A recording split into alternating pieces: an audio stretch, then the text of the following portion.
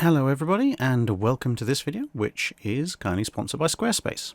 So a few people in the comments have asked about SEO, or search engine optimization. Well, if you go into the settings for a particular webpage, you can see this is some of the basic SEO stuff that you can put in. So you can see this is what you will default see if someone Googles with this particular page, but you can change that quite easily. So I can rename this. I was going to do it Draconic, but I thought, no, I'll do it home. So that looks a bit better.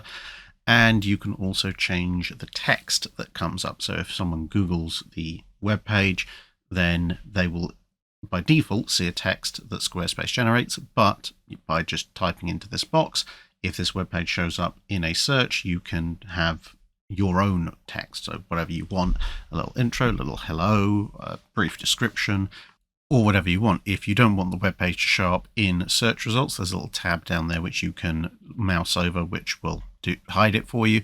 There's a social image, but it will use the default logo. I'm already happy with the one that's there, so I don't need to change that. If you know code, you can put code in and then save it, all done. And if you go back into the SEO page, you'll see there's a link to an article which talks about more advanced techniques that you can use if you want. So if after all these little mini tutorials I've been doing, you think you could build a website for maybe ideally naval history purposes, but you never know, you might want to do it for some other reason, then head over to squarespace.com/Drakenfell. You can get a free trial, and once you're ready, that little link will give you 10% off your first website or domain. So thanks once again to Squarespace for sponsoring the video, and on with the main show. The hilariously badly named War of 1812 was now well into 1813, and the frigate USS Chesapeake was making ready to try another voyage. Under the command of Captain Samuel Evans, she had sailed in mid-December 1812 and travelled much of the Atlantic, taking 6 prizes before running into a 74-gun ship of the line in company with a frigate. These took up a chase that had only ended when Chesapeake managed to make the final leg of her run to Boston on April the 9th. Here she had been refitting, and her crew were discharged, as the ship was due to be paid off and recommissioned, as was common at that time.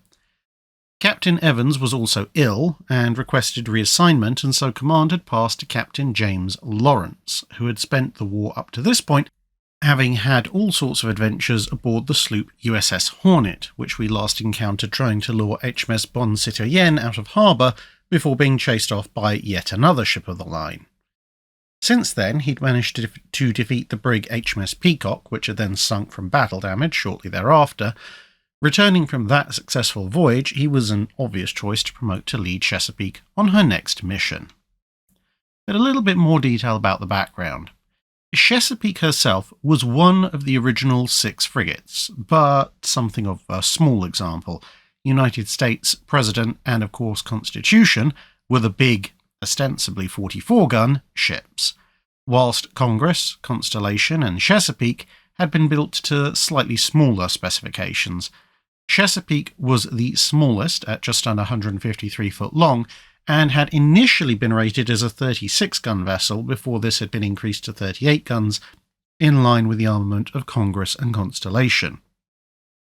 As was common with frigates, she was of course carrying somewhat more guns than this by this stage of the war, being equipped with, according to most reports, 50 guns, consisting of 28 18-pounder long guns on the main gun deck, lighter weapons than the 24-pounders on the 3 big frigates, but a common enough weight of gun amongst frigates in general, along with 18 32-pounder carronades on the spar deck, and chase guns consisting of an 18-pounder, a pair of 12-pounders, and a 12-pound carronade. Offshore cruised the 38-gun Lader-class HMS Shannon, Captain Broke commanding. We last saw this ship as part of a squadron that was unsuccessfully trying to chase down USS Constitution near the start of the war. Broke had been captain of the Shannon since she entered service in 1806, and both captain and ship had seen extensive action against the French, taking at least 3 prizes, and since the start of this particular conflict, she'd taken the brig USS Nautilus, recaptured another brig that had been taken by a US privateer, and then captured a different US privateer whilst recovering a shipment of cash from a wrecked British frigate. Broke had then taken yet another American privateer and recaptured another merchant ship before he'd noticed that the frigates Congress, President, and Constitution were all in Boston Harbor. Shannon, along with the accompanying frigate Tenedos, had headed off to inform the rest of the squadron they belonged to, and it was in this gap that Chesapeake had arrived. Shannon and Tenedos had then enacted a close blockade, whilst the rest of the squadron, which included at least one other frigate and a 74-gun ship of the line, waited over the horizon. In April 1813, Broke sent a written challenge to John Rodgers aboard the President, challenging him to a 2v2 battle, with President and Congress facing off against Shannon and Tenedos. But in early May, Rodgers elected instead to slip out of port under the cover of heavy squalls. Things went a little better when a fortnight later another vessel flying the American flag was spotted, chased down and forced to run aground. After some cannon fire to disperse militia who'd assembled nearby to try and help it, Shannon sent in boats which recovered the ship, which turned out to be the corvette Invincible, another American privateer. With Constitution still undergoing repairs after her fight with Java, Chesapeake was the only remaining seaworthy major warship in Boston Harbour. At this stage, Evans was still in command, although, as mentioned, he was also sick. Lawrence had been sent from pillar to post whilst Hornet was refitting, first to command New York Navy Yard, then, very briefly, to take command of Constitution. Chesapeake had been ordered to sea in late April, and Evans instead took a transfer to Brooklyn Navy Yard in early May on grounds of health, and this is what had brought Lawrence aboard. His job was not only to get the ship ready for sea, but to also ensure he had enough crew. Much has been made of the ship's crew, attempting to portray the upcoming battle as somehow unfair, with a green crew on Chesapeake versus the experienced sailors aboard Shannon. But this is mostly actually a myth. When she came into Boston, Chesapeake had 387 men aboard.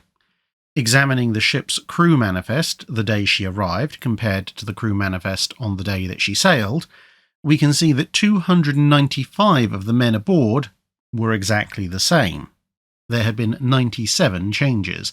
Now, to be fair, a lot of Chesapeake's crew had been unhappy about the lack of prize money that had been paid out to them, but Lawrence actually addressed this by issuing checks drawn on his own finances to remedy their issues, with of course the intention of claiming back the expenses from the US Navy later on.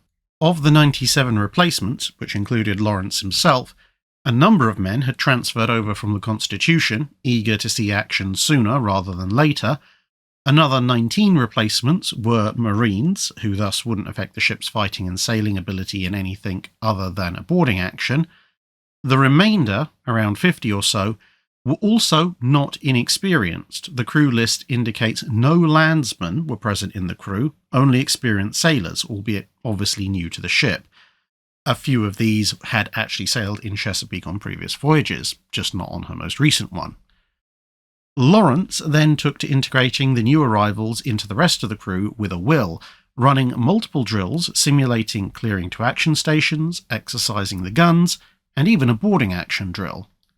With 2 weeks of intense exercising under their belt, the already experienced crew were about as ready as they were ever going to be.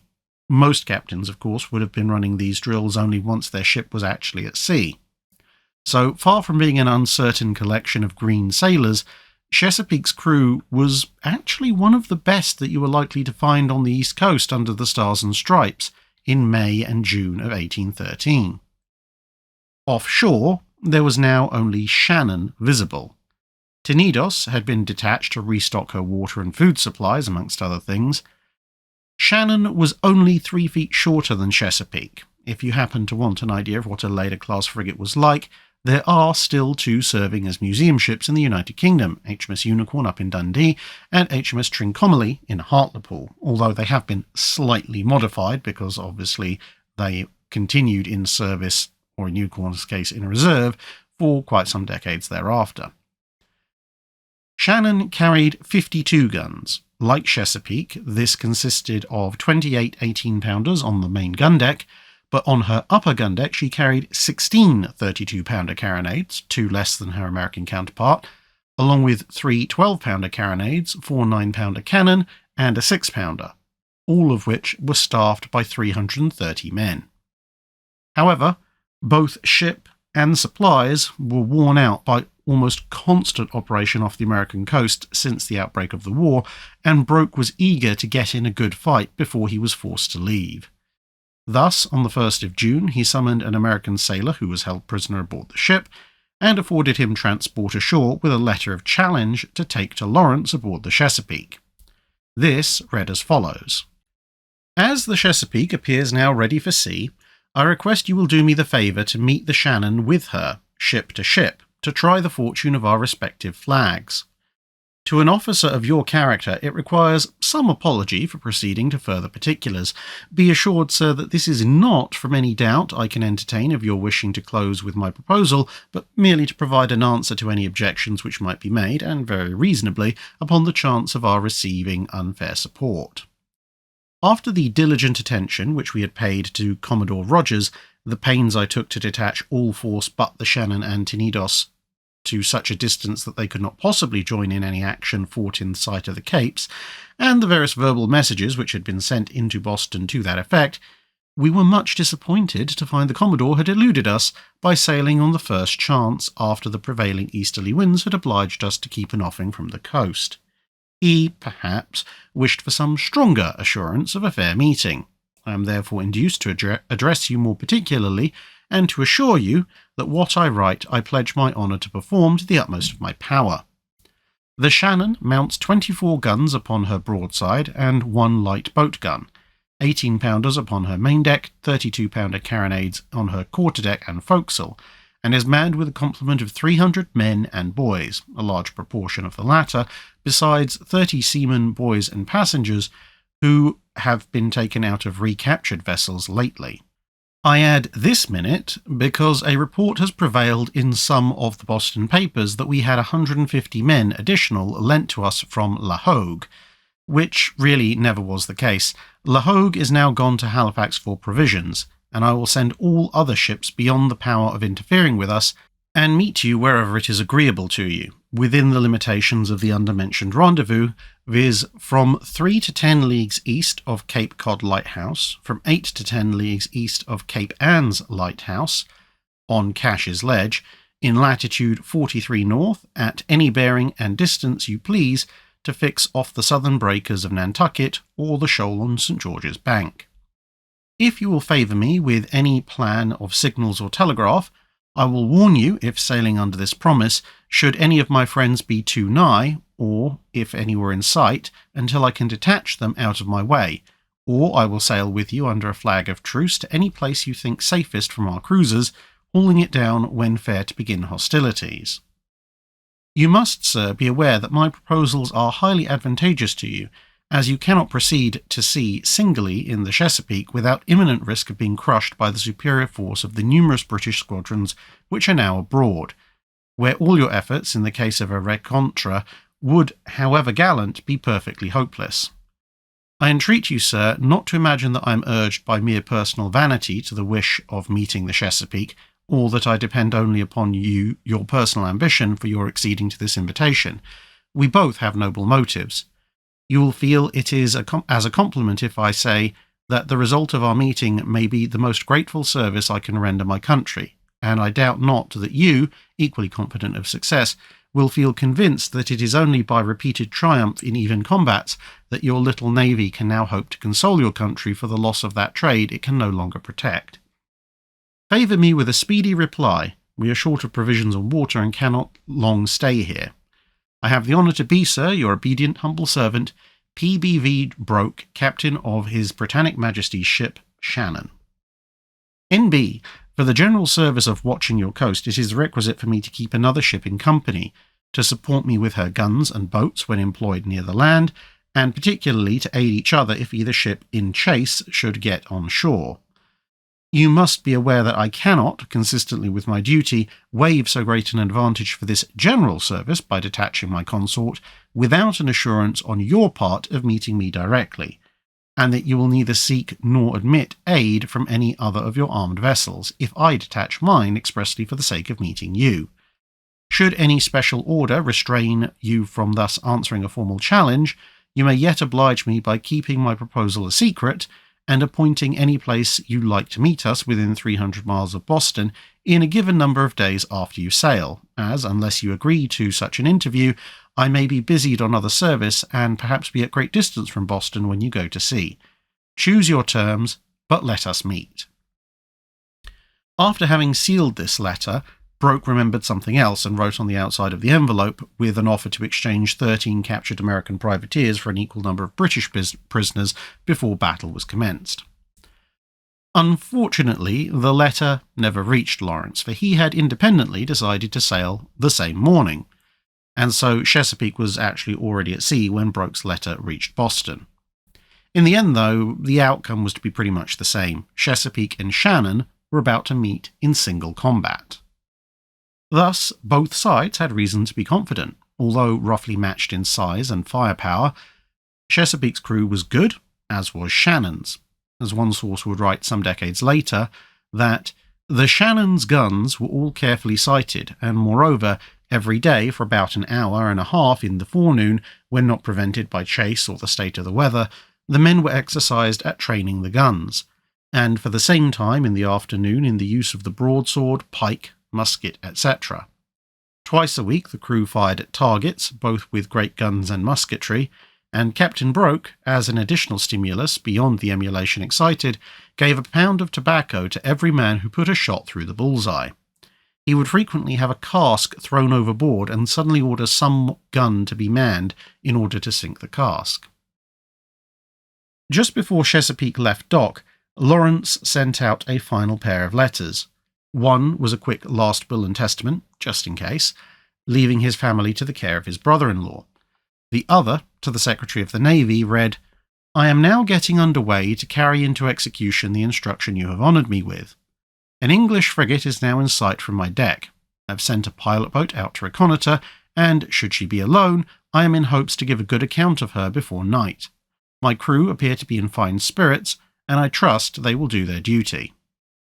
Aware that his American counterpart could not possibly have received his letter yet when he spotted Chesapeake making ready for sea, Broke took Shannon in close and fired a single gun in challenge. He then ran his men through one last exercise at action stations before standing them down for lunch. Just after 12 noon, Chesapeake fired an answering gun in response to Shannon's challenge, and then hoisted a large flag upon which was written, Free Trade and Sailors' Rights. Broke quickly dashed off another challenge and sent it ashore with a fishing boat. This copy would also not reach its recipient, as the fishing boat captain, instead of heading straight into the harbour, landed at Marblehead and just posted it. Coming off of the victories against Guerriere, Macedonian and Java, the inhabitants of Boston seem to have decided that the battle was as good as won in their favour already, as the wind filled Chesapeake's sails, and she trailed a comet's tail of smaller craft on her way out, with a celebratory dinner being arranged for the evening, complete with a place setting for the presumed prisoner and guest of honour, Captain Broke. Shannon made sail and steered to pace Chesapeake.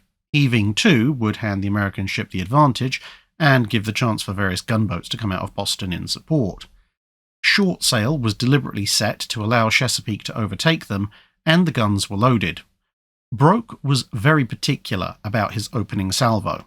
Whilst Lawrence had taken aboard a good number of chain, bar, and other shot that were designed to take out an enemy's rigging at close range, Broke ordered his 18-pounders to be loaded with 2 solid shot in one gun, and a single ball and then a canister of grape shot in the next, alternating in this way as you went along the gun deck. 3 buckets were set out next to each gun. One was dry and held a matchlock just in case the flintlock on the gun failed.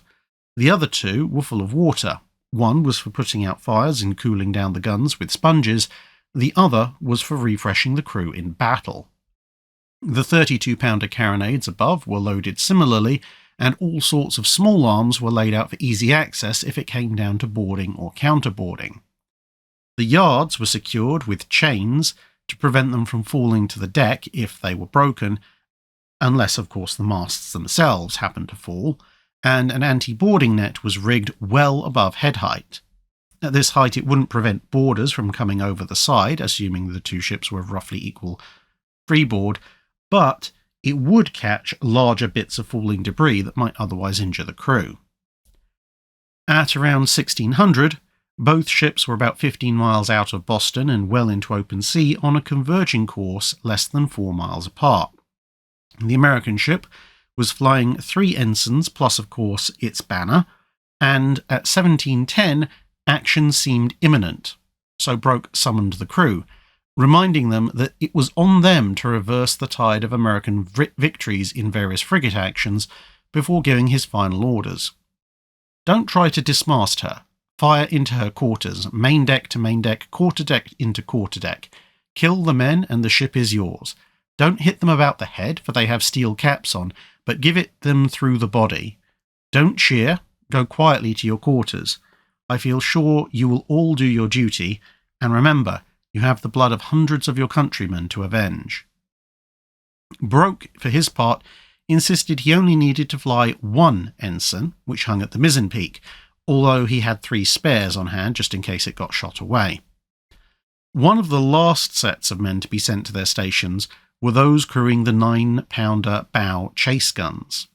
These were some of the best gunners on the ship, and Broke had not only trained them hard, but given them a special assignment which would require them to use the medium artillery pieces like sniper rifles.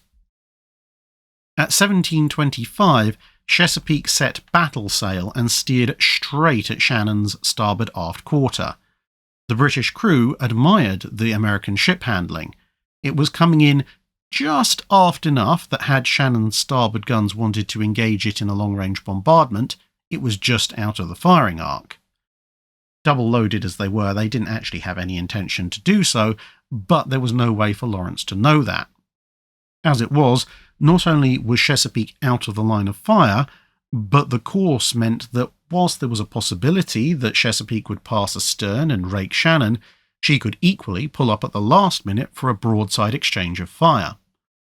Lawrence, however, had ordered his own guns to be double-shotted, but with bar and canister shot atop the round shot. He intended to repeat his victory over the Peacock, firing a shattering broadside to cripple the enemy's rigging, before then circling and raking at will once he had the freedom to manoeuvre. For that, he needed to retain the weather gauge and fight broadside on. Dismantling shot, as it was known at the time, would not pass through 3 sets of masts and rigging, one after the other, which a raking salvo would force it to do. Just in case Chesapeake decided to go for the aft rake, though, Broke split his gun crews ready to fight on either side and bore slightly to starboard, which threatened to turn across Chesapeake's bow and rake her first if Lawrence made to pass astern.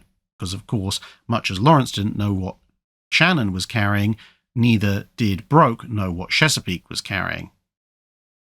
At 1740, with both ships still eerily silent, Chesapeake hauled over to starboard only 50 yards from Shannon and pulled in parallel.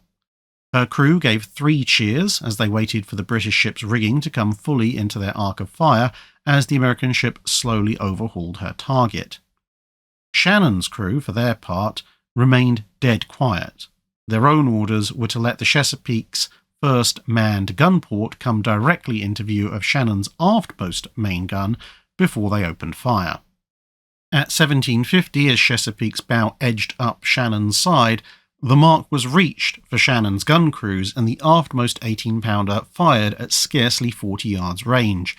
Its 2 round shots smashed through Chesapeake's hull in the vicinity of the first manned gun port. The Chesapeake carried forward, and the next British gun sent its grape shot straight into the same gun port, wiping out most of the gun crew. As Chesapeake progressed up the Shannon's starboard side, a rolling broadside of cannon and carronade fire shattered the forward part of Chesapeake's battery. In the fighting tops, the Royal Marines poured fire onto Chesapeake's decks. They'd been ordered to pick off the officers, but they could barely see anything forward of the mainmast in the haze of shattered wood dust, canvas, and other debris that was flying up from their target.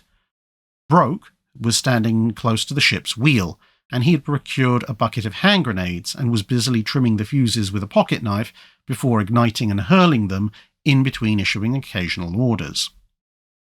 Now, however, Broke's secret weapon came into play.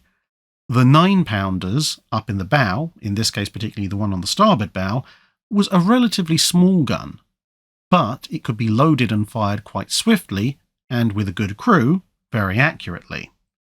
They now commenced their task, and calmly blew away the man who was standing at Chesapeake's wheel. The wheel itself remained. If it was destroyed, several dozen men would have been sent down to the tiller to steer the ship, but that was out of sight, and honestly out of reach of a 9-pounder. Instead, seeing the wheel unattended, the American crew did their duty, and another man stepped up. Within a minute, he too had been taken out by the 9-pounder. The ship's fourth lieutenant, the ship's master, and the boatswain, amongst others, would all go the same way in the next few minutes. The Chesapeake was not slow in replying with her own broadside, but with the wind coming from starboard as the two ships drew level, Chesapeake created a wind shadow. This stole the air from Shannon's sails and thus increased the speed differential. As the American vessel suddenly seemed to race ahead, even though it was actually Shannon falling back, the guns had to be ordered to let fly sooner rather than later. With the weather gauge, Chesapeake's port side was most often rolled somewhat downwards, and the ship's full broadside was forced to be let go on a down roll lest it not be discharged at all. Most of the 18-pounders and their carefully prepared dismantling shot thus hit just above Shannon's waterline, causing a few holes which the ship's carpenter had to get to immediately from the round shot, but missing the bulk of Shannon's gun crews, whilst the lighter dismantling shot either just bounced off or embedded itself in the hull to no real effect. The carronades did slightly better. They'd been aimed for the mid to upper rigging and instead hit the lower rigging, which was still roughly in keeping with Lawrence's objectives. Further aft, where the haze of splinters and dust was less choking, the American senior officers had almost been wiped out, killed or wounded to a man. Only Lawrence remained on deck, and he was leaning heavily on the compass binnacle, with a musket ball having shattered one of his legs just below the knee. Some of the upper gun deck fire from Shannon had cut some of the lower rigging on Chesapeake, and as she surged ahead of Shannon, the loose spanker sail and the slight delay in orders that was caused by the elimination of most of the command crew saw the wind start to bring Chesapeake slightly around to starboard, which exposed her stern to Shannon, who in turn bore to port very slightly in order to take advantage of the situation and let fly with another broadside. With the ships drawing further apart, the 9-pounder crews chose this moment to finally destroy Chesapeake's wheel. Then either they or the general fire severed the tiller ropes and cut down the last of the ship's quartermasters. It wasn't all one-sided. The amidships and aft guns of Chesapeake had been returning fire and would continue to do so as Shannon bore up again. Now, firing more on the level, men began to drop all across Shannon's bow. A 32-pounder carronade ball scored a direct hit on one of the troublesome 9-pounders, badly injuring the gun captain and mortally wounding another one of the gun crew. Broke had just arrived from further aft to order those two small guns to switch targets to Chesapeake's yards in order to stop it escaping. Now out of control, Chesapeake continued to swing gently into the wind, losing way and then beginning to drift back stern first towards Shannon. The British ship obliged by systematically destroying the aft section of the American gun batteries, and a box of cartridges on Chesapeake's quarterdeck exploded. Most survivors attested that they were set off by a hand grenade, and the only one throwing hand grenades at the time on Shannon was Broke, who was hauling his diminishing bucket of explosives around with him as he continued to give fine orders. He now meant to stay close and finish the fight with close-range gunnery from a position of advantage, but as the ship made to do so, American fire shot away the lines to the jibstay and foresails, and the Shannon answered the helm sluggishly. The ships were now on a collision course, and then suddenly came to a relative halt, about halfway overlapped, with Shannon's forequarter and Chesapeake's aft quarter overlapping as Shannon's starboard anchor had hooked into one of the American ship's gun ports. Neither side was particularly keen on the idea of boarding in general. Compared to gunnery and manoeuvre with such elite crews, boarding was much less predictable in outcome. But both captains, as the ships bore onto each other, could see what was about to happen, and so they both called for boarding parties to assemble. Demoralised by the hail of shot and musketry that was sweeping their decks, A good chunk of the crew who were left on Chesapeake's exposed upper decks fled below, which caused a bit of a traffic jam with the amidship gunnery crews, the only body of men left on the ship with any real numbers of unwounded men fit for action.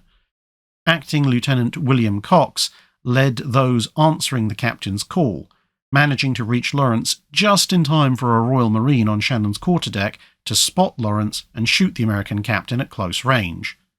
Hit a second time, this time in the abdomen, Lawrence must have realised he was mortally wounded.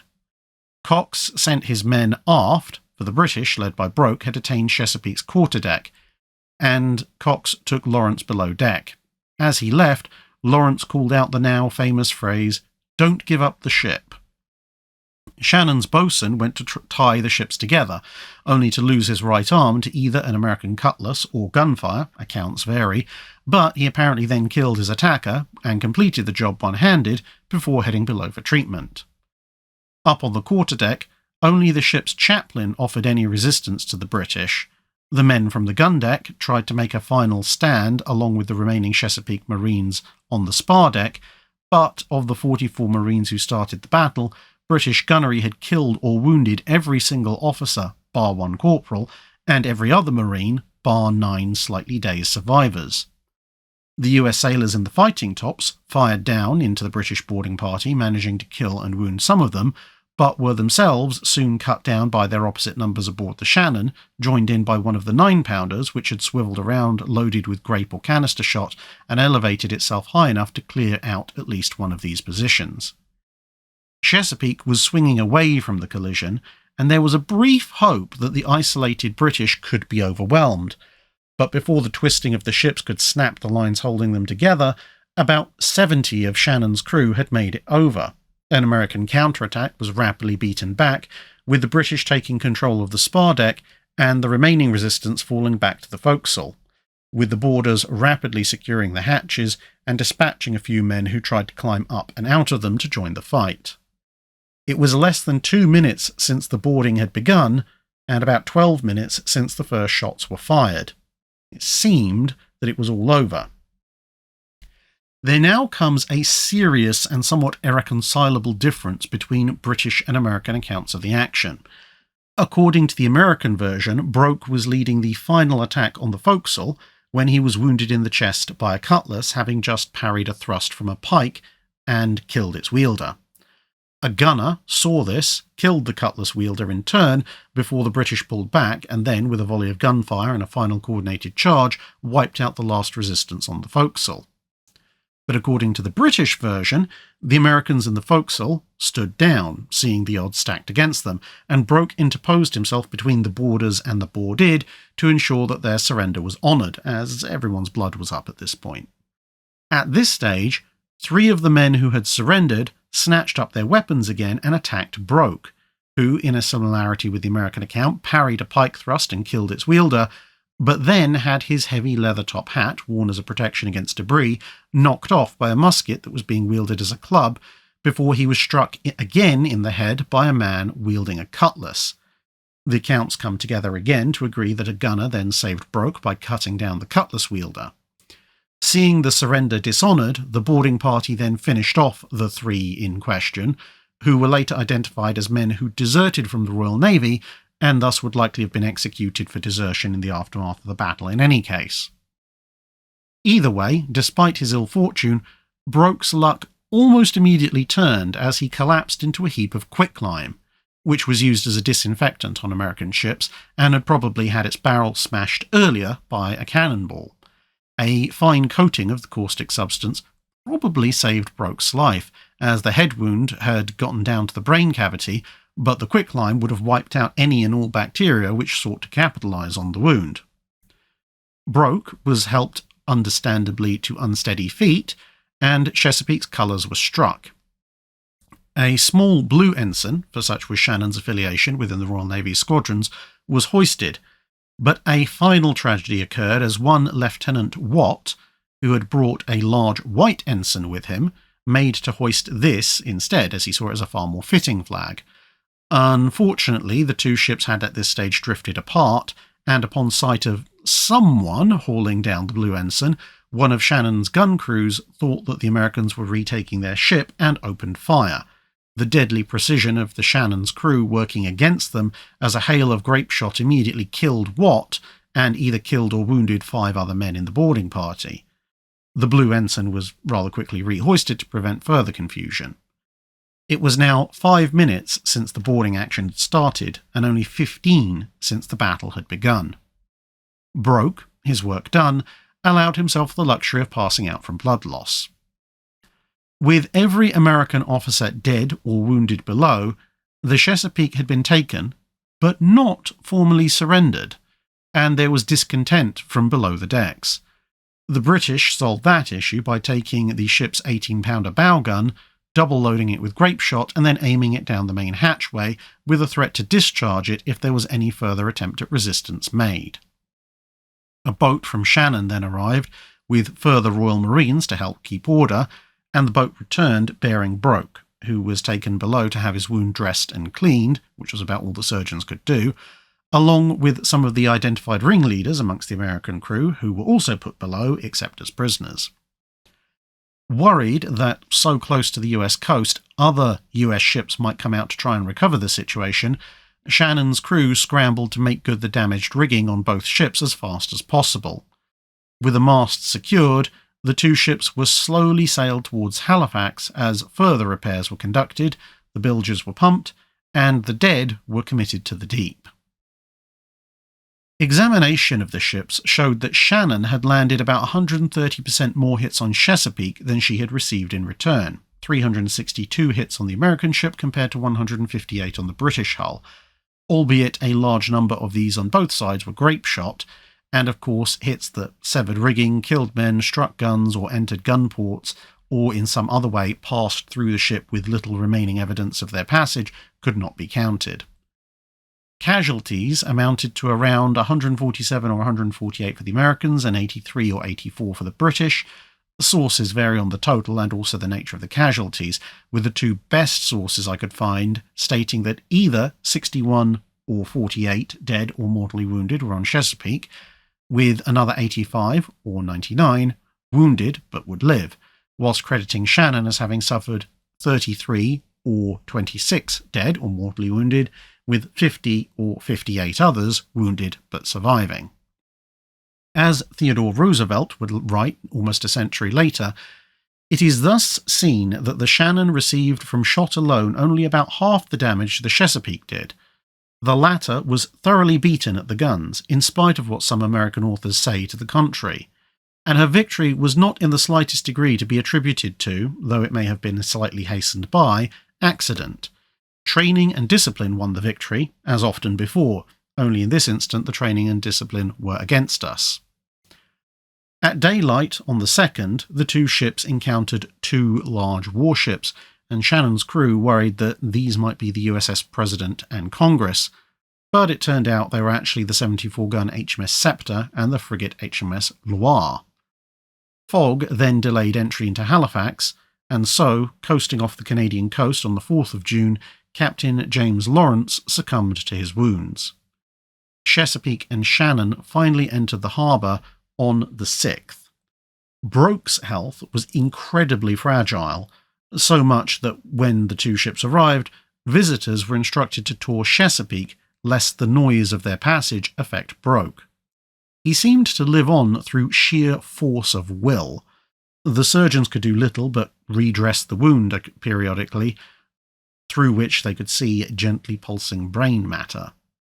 He was soon moved ashore to the Commissioner's house.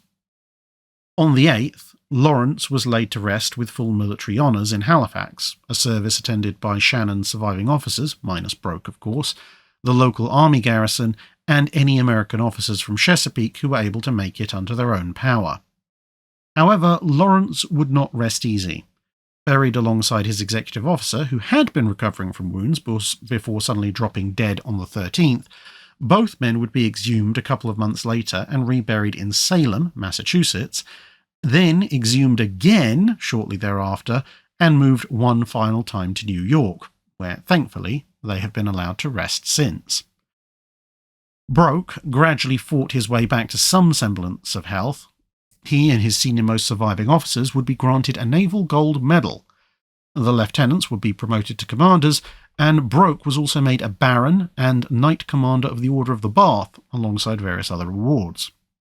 Whilst he would manage to recover to a fair degree, it was judged his wounds ruled him out of further active duty, although he barely resisted the prospect in early 1814 of taking command of a new 50-gun frigate that had been built specifically to hunt down the big American frigates themselves. Instead, he remained ashore as a gunnery specialist and would eventually reach the rank of Rear Admiral of the Red, the senior-most of the Rear Admiral positions prior to the abolition of the Royal Navy's colour squadrons, and would live to the age of 64, passing away at the start of 1841. Of course, with this battle reversing the previous trend of American victories in frigate duels, both sides sought to use propaganda to either enhance or diminish the battle according to who was on the winning or losing side. On the British side, that led to some painfully jingoistic speeches and a bunch of overweening pride, mostly from men who were almost certainly nowhere near the calibre of Broke, who'd actually won it. On the American side, a truly bizarre court-martial took what was in fact a noble defeat that was nothing to be ashamed of, and promptly tried to trash anyone and anything associated with it. It was here that various myths, such as Chesapeake being unlucky or cursed, that Chesapeake had actually won the gunfight, only to be disabled by accident, that Shannon was somehow larger, more heavily armed, or more heavily manned, or that the foreign and black crewmen were to blame, or that poor Lieutenant Cox was at fault for taking Lawrence below, somehow expecting him to realise in the smoke and confusion that every single officer above him in rank had been killed or wounded, and various others like these, all ultimately began with this inquiry. Fortunately, for both sides though, enough first-hand accounts and records survive to put together what actually happened that day, for the most part, which is the account that you've just heard. Both sides had gone in with experienced captains, well-trained crews, and good ships of about equal fighting power. What decided victory that day simply came down to choice of tactics, and as it so happened, Broke's tactics turned out to be the almost perfect counter to Lawrence's. Such are the vagaries of war, but the men of both sides certainly earned the honour of doing their utmost in a very well-fought battle.